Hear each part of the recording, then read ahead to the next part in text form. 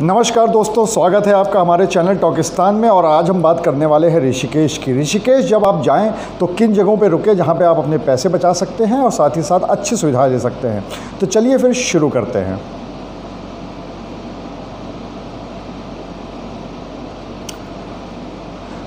तो दोस्तों, अगर आप ऋषिकेश जा रहे हैं और अगर आप ग्रुप में जाते हैं या आप सोलो ट्रैवलर हैं या फिर आप वर्किंग प्रोफेशनल्स हैं, अगर आप इस तरह से जा रहे हैं तो वहाँ पर बहुत सारी ऐसी जगह हैं जहाँ पर आप बहुत ही बजट में रुक सकते हैं और अपने पैसे बचा सकते हैं।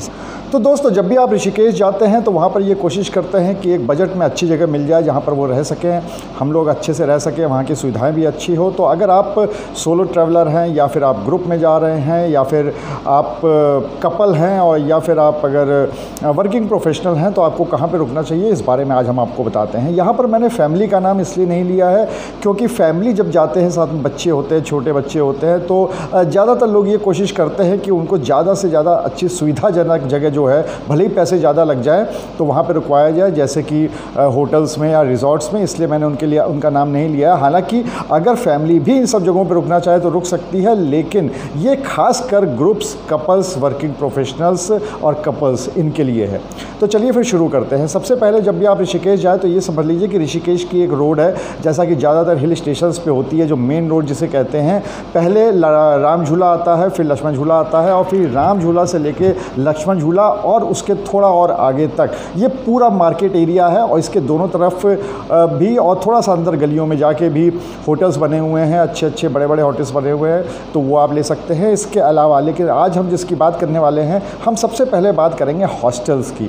हॉस्टल इसलिए क्योंकि वहाँ पे बंक बेड होते हैं, वो बहुत ही कम रेट में मिल जाते हैं। अगर आप ऋषिकेश जा रहे हैं तो वहाँ पर आप हॉस्टल ले सकते हैं, वहाँ पे आप गो स्टे हॉस्टल ले सकते हैं। कोई भी हॉस्टल, आपको सिर्फ गो आईबीबो पे, MMT पे या फिर अगोडा पे या फिर booking.com पे, इन सब पे जाना है और आपको वहाँ पे हॉस्टल सर्च करना है और आपको मिल जाएगा।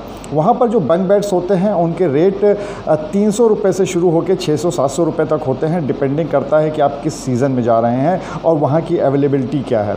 देखिए, अब वहाँ का सबसे बड़ा फ़ायदा क्या होता है, जैसे आप वर्किंग प्रोफेशनल हैं तो वर्किंग प्रोफेशनल्स का आजकल एक नया सिनेरियो शुरू हो गया है कि वो अपने घर में बैठ के वर्क फ्रॉम होम नहीं करना चाहते हैं। वो ऐसी जगहों पे चले जाते हैं जो जगह उन्हें पसंद है। आप सपोज़ करिए वो ऋषिकेश जाते हैं तो वहाँ पर बैठ के वो 1 महीना, 2 महीना, 3 महीना, मैं अभी भी ऋषिकेश से वापस आया हूँ तो मैंने देखा है, मेरे साथ में दोस्त लोग भी वहाँ पर बने थे और मैंने देखा वहाँ पर कि वहाँ पर 1-1, 1.5, 2-2 महीना से रह रहे हैं और 2-3 महीना और रहने वाले हैं। तो इसलिए अगर आप इस तरह की जगह देख रहे हैं तो फिर आप वहाँ पर हॉस्टल में जाइए। अगर सपोज़ कर लिए 400 रुपये का वहाँ पे बंक बेड है और अगर वैसे देखा जाए डेली के हिसाब से तो 12,000 रुपये का पड़ता है, लेकिन जब आप उनसे नेगोशिएट करते हैं कि भाई मुझे 1 महीना रहना है या 2 महीना रहना है, तो वही जो 12,000 रुपये पर मंथ का जो बजट है वो आपको 600 रुपये, 6,000 रुपये, 7,000 रुपये, 8,000 रुपये तक भी आ जाता है। ये आपके नेगोशिएट करने के ऊपर है, प्लस आप किस सीज़न में जा रहे हैं उसके ऊपर डिपेंड करता है। तो आप वहाँ पर रह सकते हैं, अपना काम भी कर सकते हैं क्योंकि इनका एक कॉमन एरिया होता है। आप चाहें तो जो आपका बंक बेड है उस पे काम कर सकते हैं या फिर जो कॉमन एरिया है वहाँ पर भी काम कर सकते हैं। अपना काम आपने ख़त्म किया 8-9 घंटे का, उसके बाद आप घूम सकते हैं, चारों तरफ जा सकते हैं और वहाँ पे एंजॉय कर सकते हैं। इसी तरह से अगर आप ग्रुप्स के साथ जा रहे हैं तो एक रूम में जैसे 4 बंक बेड या 6 या 8 बंक बेड होते हैं, आप लोगों ने सब उसी में ले लिया तो आराम से आप रह सकते हैं। पर हेड जो कॉस्टिंग होती है वो बहुत कम आती है। इसके साथ ही साथ उन्हीं के यहाँ पे खाना वगैरह भी मिल जाता है बहुत ही रीज़नेबल रेट्स पे, और अगर नहीं भी मिलता है तो आप वहाँ से बाहर निकल के जो स्ट्रीट फूड होता है, जो वहाँ का लोकल फूड होता है, वो बहुत आराम से खा सकते हैं, उसको एंजॉय कर सकते हैं। वो रेट में भी कम होते हैं और स्वाद में भी अच्छे होते हैं। तो इस तरह से आप कर सकते हैं। हाँ, कपल्स की जहाँ तक बात है, कपल के लिए मैं हॉस्टल बहुत ज़्यादा प्रेफर नहीं करूँगा क्योंकि अगर आप मैरिड हैं या अनमैरिड कपल है तो आपको एक प्रिवेसी चाहिए होती है, वो प्रिवेसी आपको हॉस्टल के अंदर नहीं मिलेगी। इसलिए जो कपल्स हैं वो मुझे ऐसा लगता है कि उनको अवॉइड करना चाहिए हॉस्टल में जाने के लिए। तो अगर आप वर्किंग प्रोफेशनल हैं आप जा सकते हैं, सोलो ट्रैवलर हैं आप जा सकते हैं, आप ग्रुप में जा रहे हैं आप जा सकते हैं और वहाँ पर जाके इन सब हॉस्टल्स में रुक सकते हैं। और भी हॉस्टल्स होते हैं जिसमें कि आप ट्राई कर सकते हैं। अब चलिए आते हैं दूसरी चीज़ पे। अब वहाँ पर अगर आप ऋषिकेश में जा रहे हैं तो आपको वहाँ पर एक चीज़ बहुत अच्छी मिलने वाली है और वो है कैंपिंग साइट्स। वो कैंपिंग साइट्स जहाँ पर टेंट्स लगे होते हैं, वहाँ पे आपके बिस्तर होते हैं और बजट के हिसाब से कूलर होता है या एसी होता है, उन टेंट्स में आप रुक सकते हैं। अब देखिए, जब भी आप ऋषिकेश जाएंगे तो वहाँ पर मोस्टली जो कैंपिंग साइट है, जहाँ पे टेंट वाली जो साइट्स है वो दो हैं। एक तो है तपोवन, जो मेन रोड है उससे तकरीबन 1.5 किलोमीटर 2 किलोमीटर ऐसे ऊपर चढ़ाई चढ़ के जाना पड़ता है, तो वहाँ पर है। और दूसरी तकरीबन 15-20 किलोमीटर शिवपुरी में है। ये दोनों जगह ऐसी हैं जहाँ पर आपको वो प्रॉपर्टीज़ मिलेंगी जहाँ पर टेंट्स होते हैं। अब अगर आप टेंट्स में जा रहे हैं तो आपको किस बात का ख्याल रखना है, सबसे पहले तो मैं बता दूँ उसके रेट्स क्या होते हैं। देखिए, वैसे तो ये डिपेंड करता है टेंट्स के ऊपर। कुछ टेंट्स होते हैं जो कि एयर कूलर वाले होते हैं। उसमें क्या होता है, टेंट है, उसमें बेड लगे हुए हैं और एक एयर कूलर रखा हुआ है, एक बल्ब लगा हुआ है, इतने से आपका काम चल जाएगा। और उसमें कॉमन वॉशरूम्स होते हैं जो कि आपको यूज़ करने पड़ते हैं। दूसरे टेंट्स होते हैं जिन्हें स्विस टेंट्स कहते हैं। वो टेंट्स ऐसे होते हैं जो कि एसी लगा होता है और वॉशरूम अटैच्ड होते हैं, तो वो अगर आप लेना चाहें तो आप ले सकते हैं। टेंट्स में एक चीज़ और होती है कि वहाँ पर जो पैकेजेस मिलते हैं ज़्यादातर टेंट्स में, वो पैकेजेस आपको मिलते हैं विथ फूड।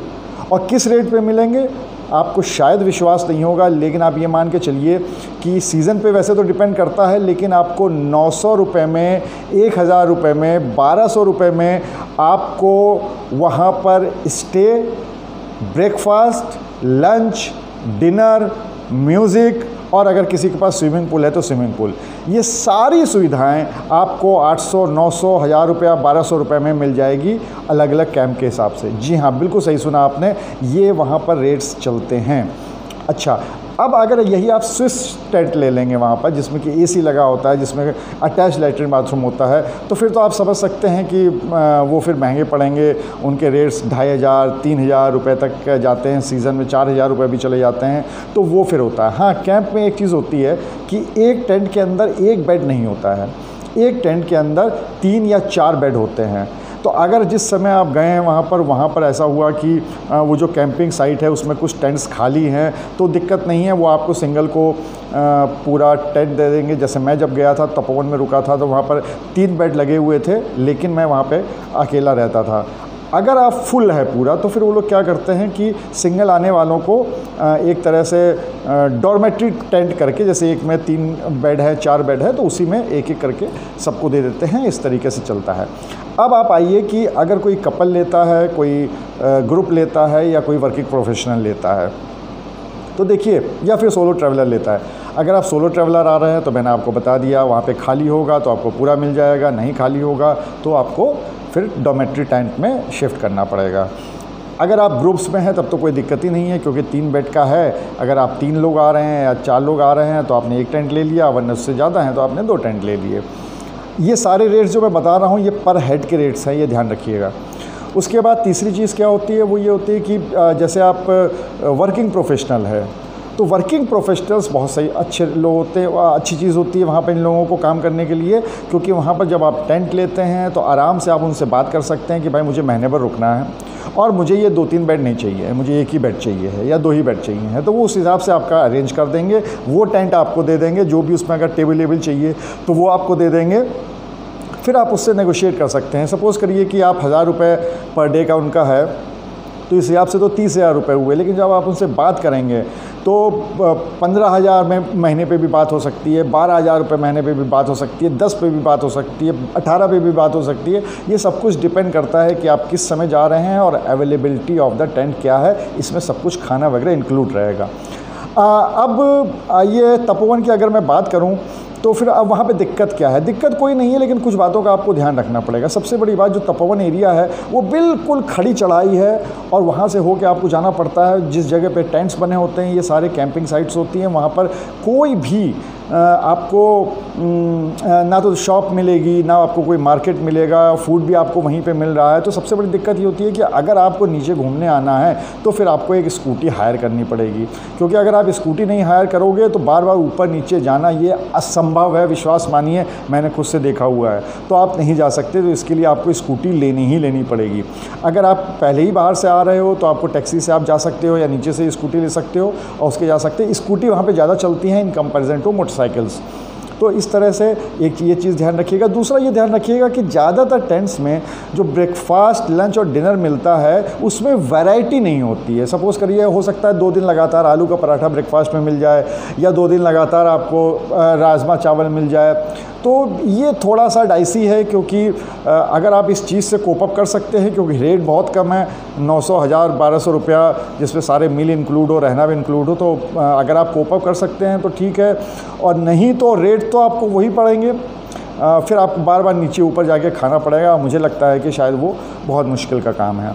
इसी तरह से अब आ जाते हैं हम लोग जो शिवपुरी वाली साइट है, वहाँ पर बहुत ज़्यादा वैरायटीज़ है टेंट की। मोर ओवर इतना ही रहता है जो कि तपोवन में है, जिस तरीके से वैसे ही टेंट्स होते हैं, वैसे ही वहाँ पर रेट्स होते हैं, थोड़े से ऊपर नीचे। वहाँ पर बस वैरायटी ज़्यादा है, टेंट्स बहुत ज़्यादा है। लेकिन ये जो पूरा शिवपुरी इलाका है, जैसा मैंने बताया 15-20 किलोमीटर दूर है, तो इसकी वजह से क्या होता है कि अगर आपको यहाँ पर मेन उसमें ऋषिकेश में आना है तो फिर आपको दिक्कत होने वाली है।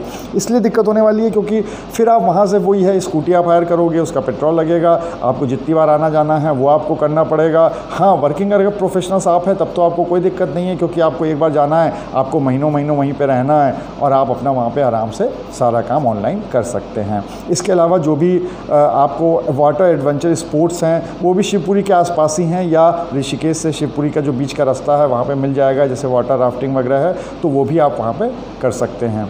तो दोस्तों, ये पूरी जानकारी थी कि अगर आप ऋषिकेश में रहना जा रहे हैं तो किस तरह से अपने पैसे बचा सकते हैं, किस तरह से बजट में रह सकते हैं। अगर कोई भी आपको और ज़्यादा क्वेरी है तो आप मुझे कमेंट्स में लिख सकते हैं और मैं हर कमेंट का जवाब देता हूं। आपको जहां तक संभव हो सकेगा सारी जानकारी मैं आपको दूंगा, आपके कमेंट्स के जवाब दूंगा।